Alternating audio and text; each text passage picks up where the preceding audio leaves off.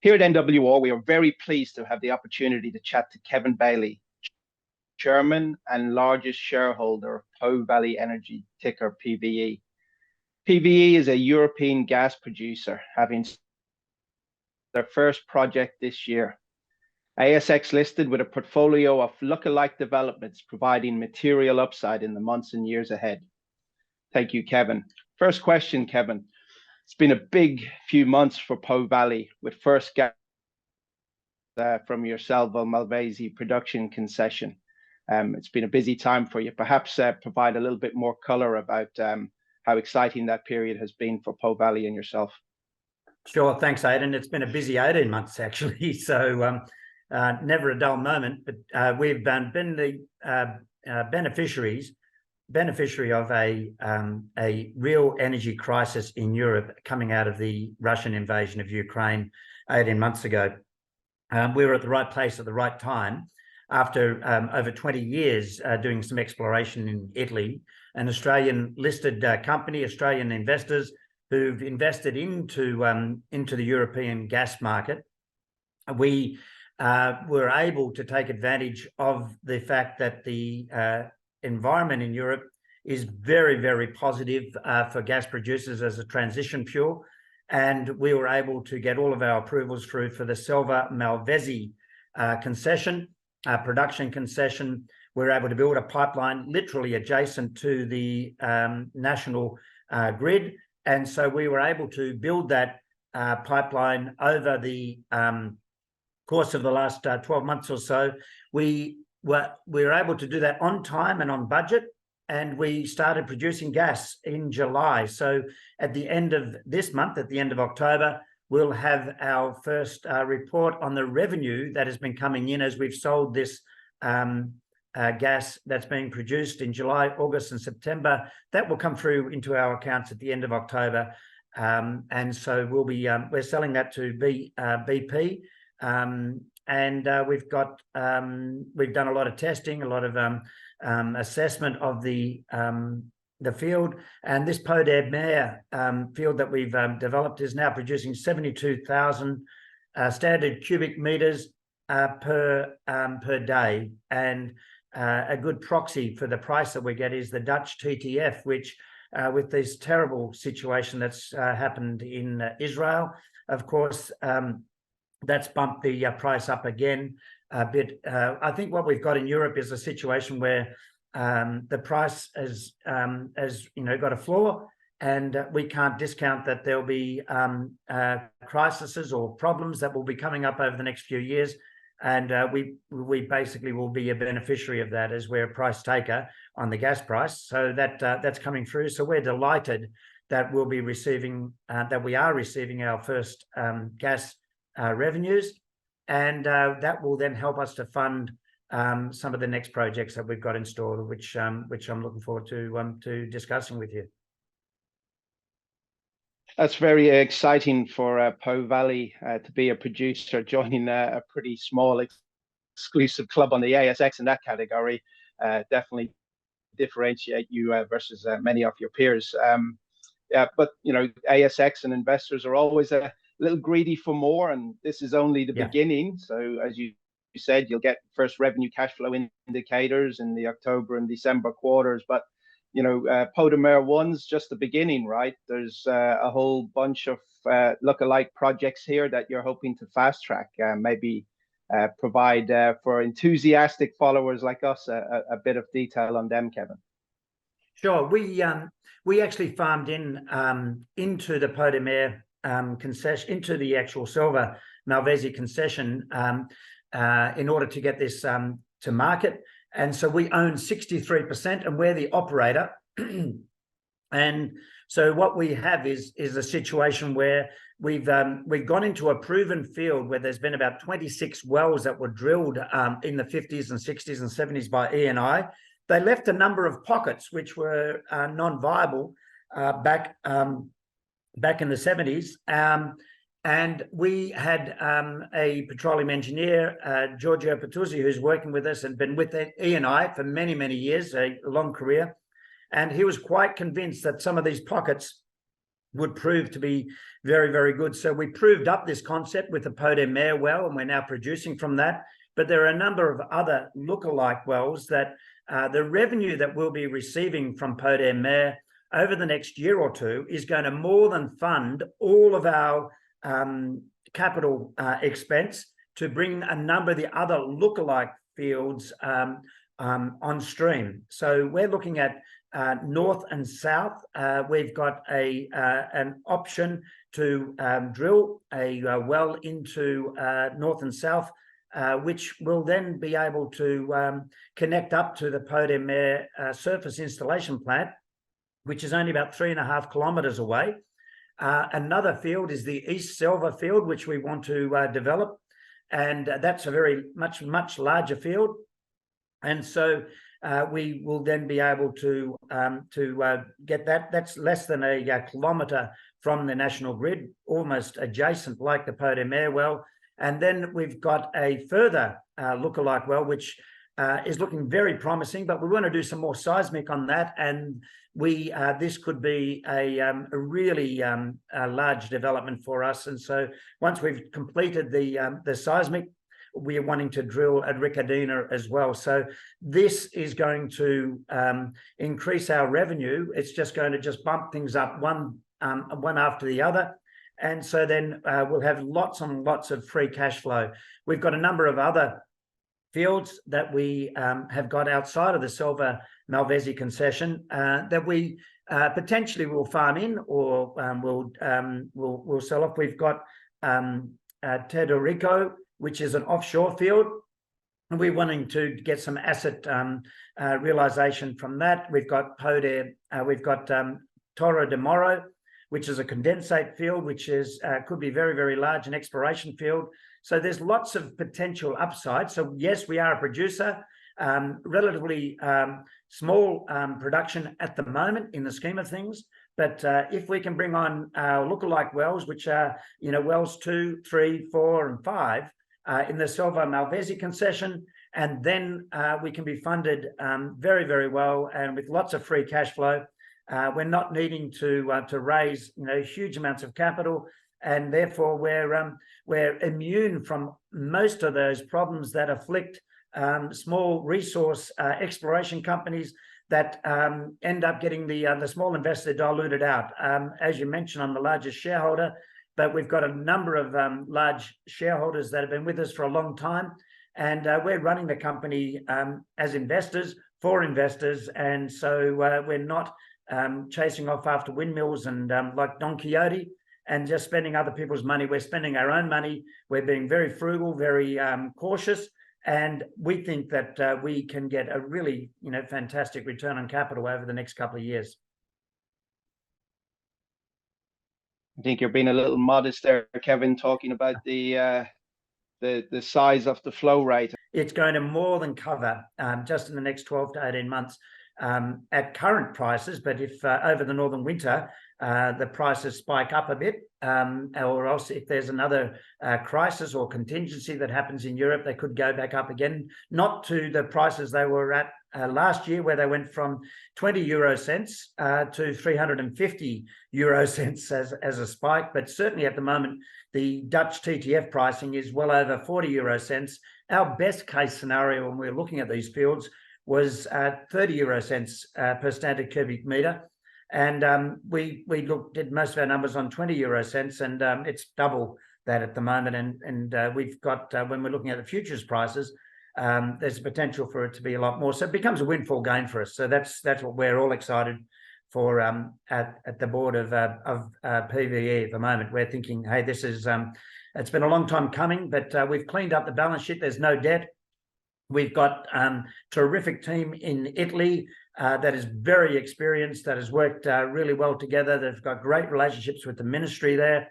And so we've been really pleased about the way that things have come together, and we're very optimistic. Sorry, Kevin, you described these wells, the follow-up opportunities, as lookalikes. They really are sort of in the close proximity to the infrastructure around the Pot-des-Mers well. So what's your pathway likely to be to develop these resources going forward? Yeah, well, we've now we've got a very good relationship with the local authorities. They're keen for us to get on with it, and we're very keen to move while strike while the iron is hot. There's great opportunity here, and there's a willingness by the authorities to get things together. So we're going to be advancing those as quickly as we possibly can. We've actually got a timeline that we've looked at over the next 2 to 3 years. There's quite a big development. We've got to look at the bandwidth and the capacity. We're strengthening our team in Rome, and therefore, we'll be trying to bring as many of these projects forward as possible. We had a strategy meeting just in the last couple of days, and we've been looking at the priorities. So it's a plethora of abundance of opportunities, and we're looking at what we can get done at a low cost, as a priority, that we can actually get additional revenue. One of the downsides is we've got the revenue coming from one well. I'll feel a lot happier once we've got 2 and then 3 and then 4 wells, so that we've got a diversity of revenue. But certainly we've been testing the well that we've got at the moment, and we think that it's going to be able to produce at an even greater rate as we go forward. It's 6 or 7 years, that we've got good solid production without any need for compression.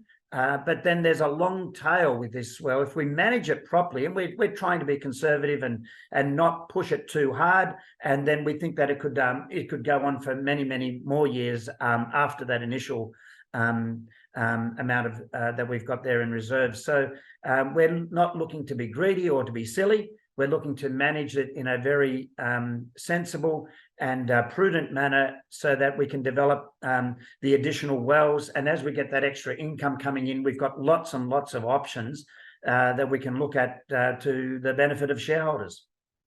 So we're not just a producer, we've also got a number of exploration concessions that we can develop, or we can sell off, or we can farm in, and we're looking to do it in such a way that it's going to give the best outcome for our shareholders.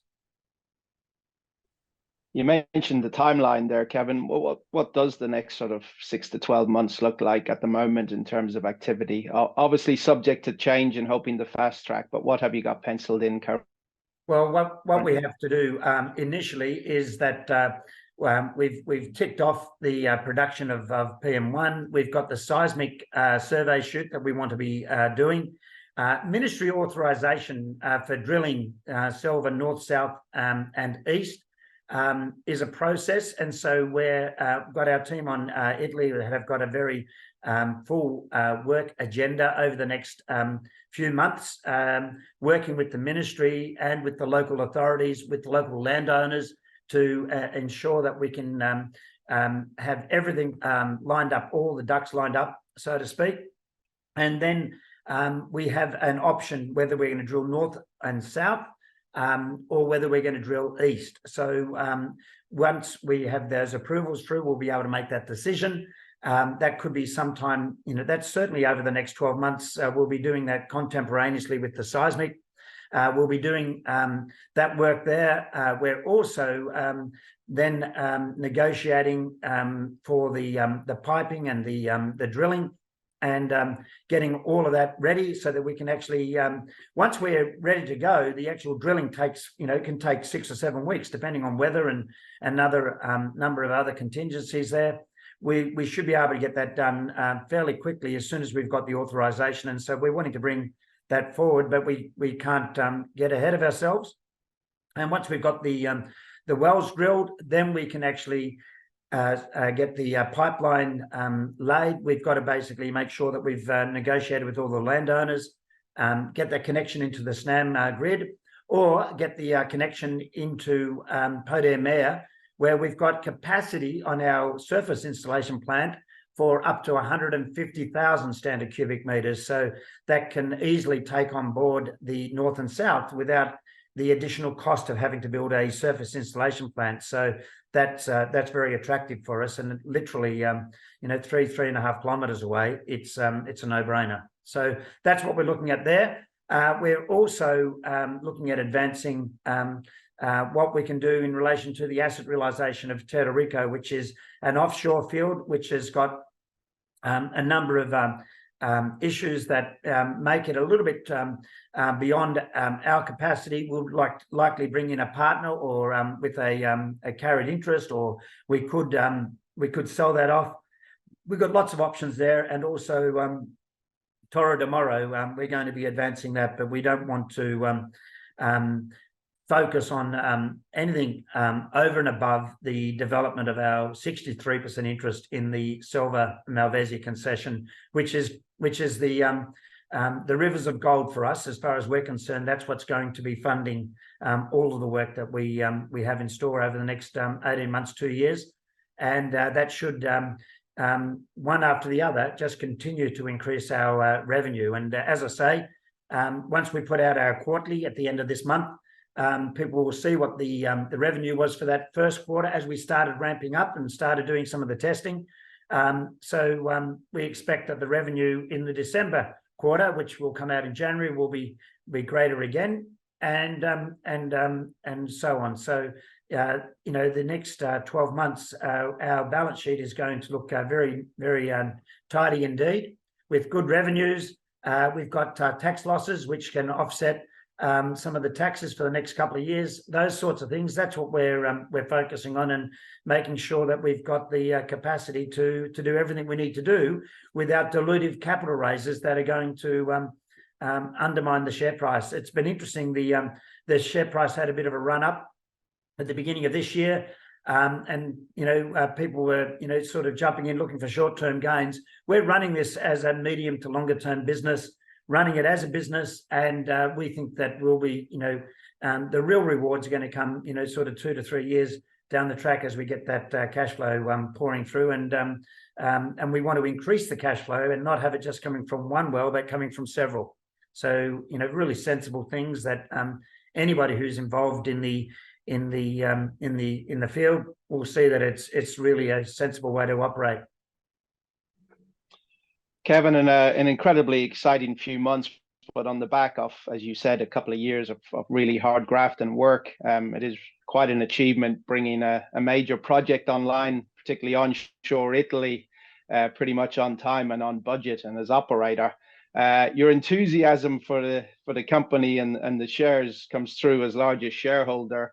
You got these multiple projects coming online in the next couple of years. Perhaps leave us with why you are so excited as both chairman and major shareholder in Po Valley.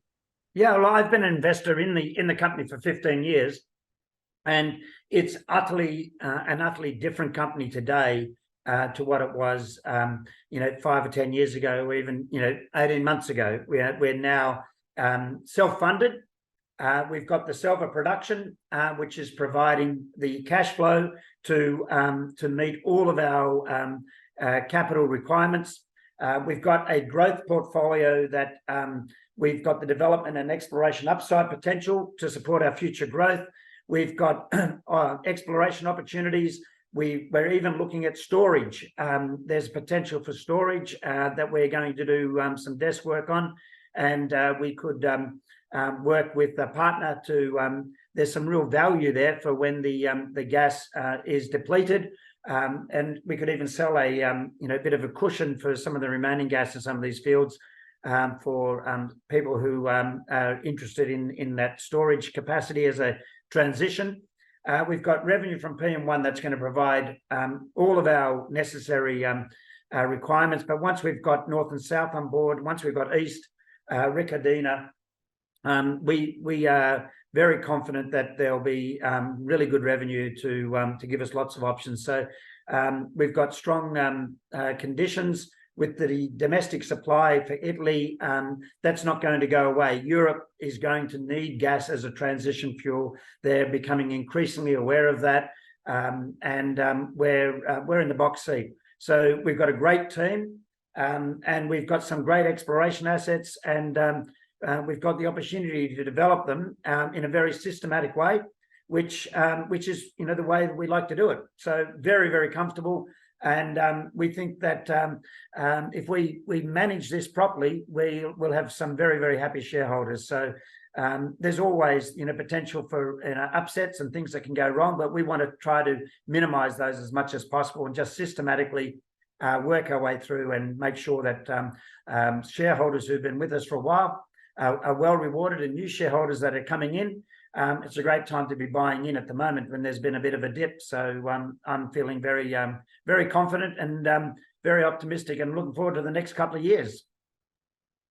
Thank you, Kevin. Yes, does sound like a very exciting period ahead. Look forward to these next 2 quarterlies over the coming 4 months to put some dollar context on what you've achieved to date, which I think will be a great indicator for investors on what it's been worth to date. And then obviously we'll get updates from you next year, because it sounds like you've got a lot more drilling activity in 24 and 25 as well. So congratulations on what you've achieved to date, but it really is only the beginning. And I think the next 18 months sounds very exciting.